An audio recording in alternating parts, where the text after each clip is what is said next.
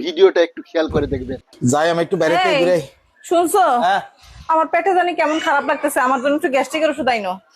কি জোয়ান জান ভাই কি গ্যাস্ট্রিক শান্তন জিরার পানি খা ও যাও জিরা পানি খাও। একটা কলা খাই।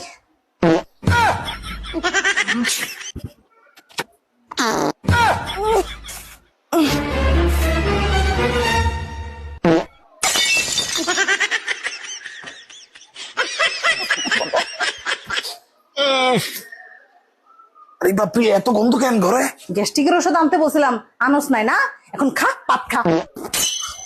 ও বারে আম্মা কই এই গন্ধে আম্মা কেমনে বাচ্চা রইছে?